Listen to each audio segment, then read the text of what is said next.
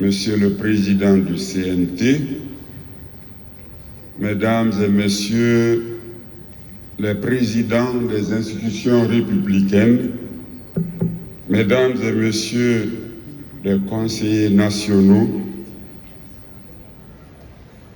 Mesdames et Messieurs les membres du gouvernement ou leurs représentants,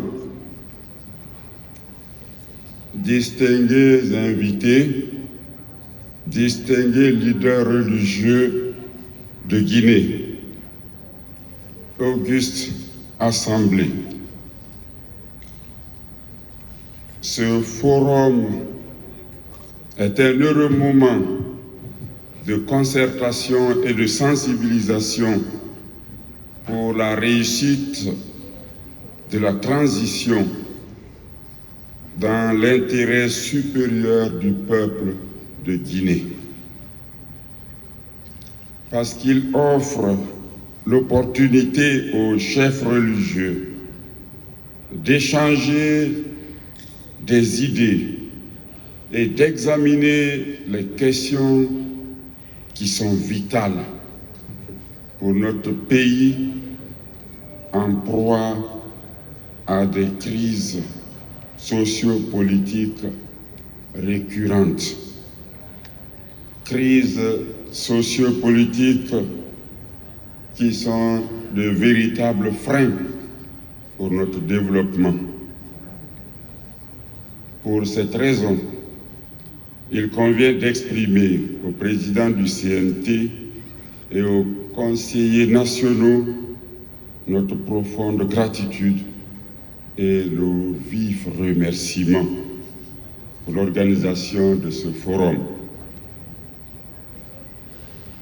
En saisissant cette occasion, je voudrais attirer respectueusement l'attention de toutes les forces vives de la nation sur la nécessité de prôner la paix en cette période de transition.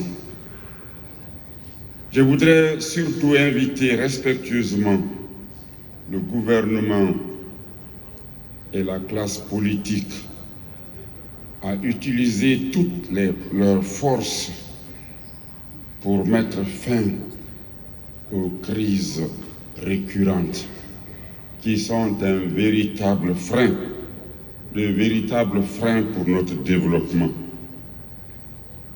Et aussi, je les invite à promouvoir la paix et la réconciliation entre les populations et l'État. La paix et la réconciliation entre les populations guinéennes par le dialogue, le vivre ensemble, le pardon et l'amour. En saisissant aussi cette occasion, je voudrais ici demander respectueusement l'aide du gouvernement, du CNT et des acteurs sociopolitiques en vue d'un respect toujours plus grand des droits humains. Droit à une alimentation adéquate, droit à l'eau potable et à l'assainissement, droit à l'électricité, droit à l'éducation, droit au logement et le droit au travail. Ces droits légitimes des populations doivent être légalisés afin de protéger et garantir l'unité nationale dans la paix et la cohésion sociale dans une perspective de prospérité partagée, équitable et responsable. Pour atteindre ces objectifs, des mesures idoines doivent être prises pour améliorer la sécurité alimentaire par l'augmentation de la production agricole grâce à une modernisation de l'agriculture et aussi la protection de l'environnement. Des mesures idoines doivent aussi être prises pour encourager la jeunesse à pratiquer l'agriculture en vue de lutter contre l'immigration clandestine, car la perte de perspective d'avenir pour les populations et particulièrement pour les jeunes mène à l'exode rural et à la migration avec toutes ses conséquences. En saisissant enfin cette occasion, je voudrais inviter le gouvernement et les forces vives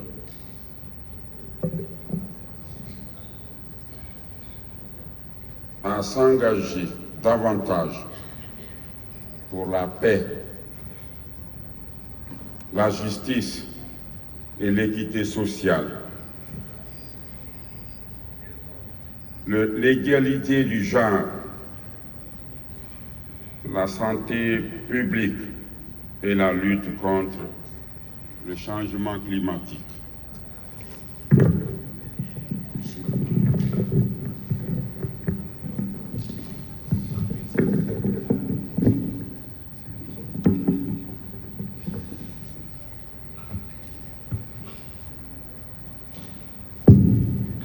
Je voudrais les inviter également à adopter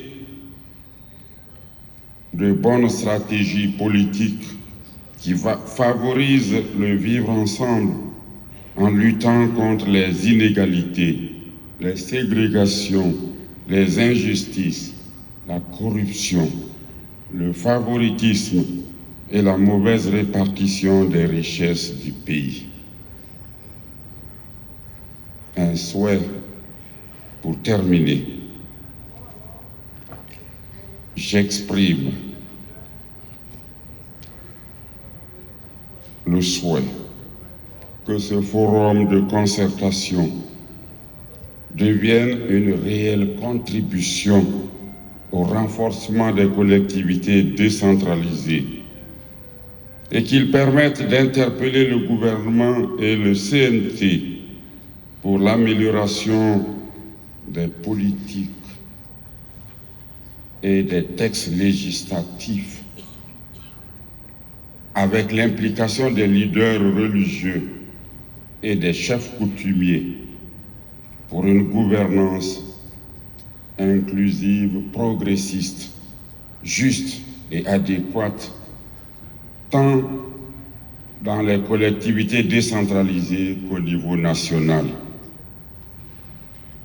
Nous avons en effet des signes d'espérance qui nous font croire que la paix, la cohésion sociale et la réconciliation sont possibles en Guinée, car nous sommes un peuple croyant au Dieu d'amour et de paix.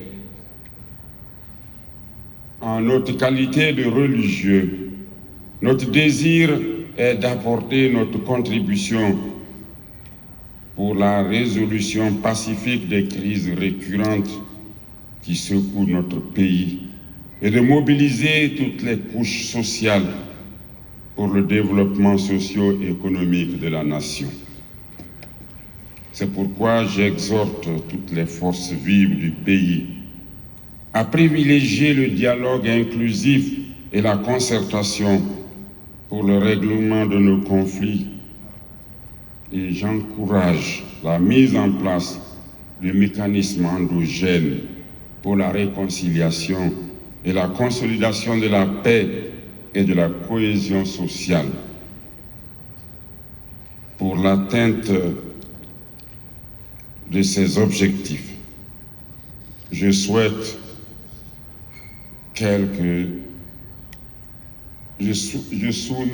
quelques axes prioritaires à notre méditation. L'éducation civique et morale de tous les citoyens. La création d'emplois dans les zones rurales. La lutte contre les feux de brousse et la désertification en s'attaquant aux causes réelles de ces phénomènes.